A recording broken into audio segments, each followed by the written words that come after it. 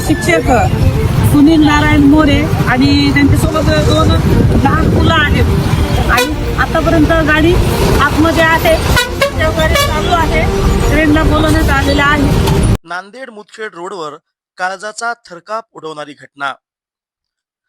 दिनांक 17 जुलै रोजी सकाळी 8 वाजताची सुमारास शिक्षकाने आपल्या दोन्ही मुलांसोबत 4 चाकी गाडी नदीत टाकून जीवनयात्रा संपवली. मित्रांनो, मला माफ करा, मी व माझ्या दोन्ही मुलांना संपवत आहे, हे हृदय पिळून टाकणारे व्हॉट्सअप स्टेटस ठेवून एका शिक्षकानं आपल्या 2 चिमुरड्यांसह गोदावरी नदीत कार झोकून देऊन जीवनयात्रा संपवली. या धक्कादायक आणि अत्यंत वेदनादायी घटनेने संपूर्ण नांदेड जिल्हा सुन्न झाला आहे. शाळेच्या बहाण्याने मृत्यूचा प्रवास.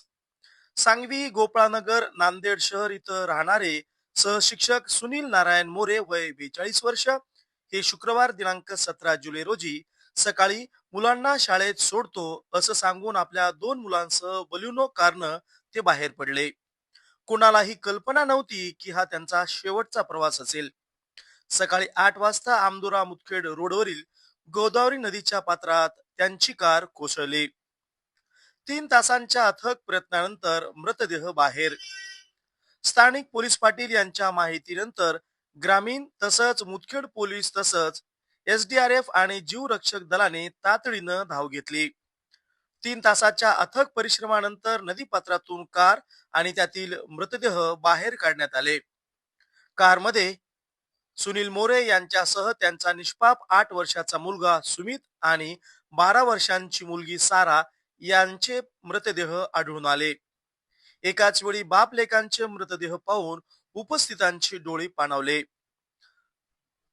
वरिष्ठांच्या त्रासाला कंटाळून टोकाचं पाऊल उचलले काय? मूळचे भोकर तालुक्यातील बेंबर येथील असलेले सुनील मोरे हे हिमायतनगर तालुक्यातील पोटा बुद्रुक येथे कार्यरत होते. त्यांनी मृत्यूपूर्वी ठेवलेल्या व्हॉट्सअप स्टेटसमध्ये शिक्षण विभागातील वरिष्ठ अधिकाऱ्यांचा सततचा दबाव आणि त्रासाचा उल्लेख केला असल्याचं पोलिसांच्या वतीनं सांगण्यात येते आहे. याच मानसिक त्रासाला कंटाळून त्यांनी ही टोकाचं पाऊल उचलल्याचं सुद्धा बोललं जाते आहेत. या दुर्दैवी घटनेमुळे मोरे कुटुंबियावर दुःखाचा डोंगर कोसळला असून शिक्षण क्षेत्रातून तीव्र संताप व्यक्त होते आहे. पोलीस या प्रकरणाचा पुढील तपास करत असून लवकरच या मागील खरे दोषी समोर येतील असंही बोललं जात आहेत.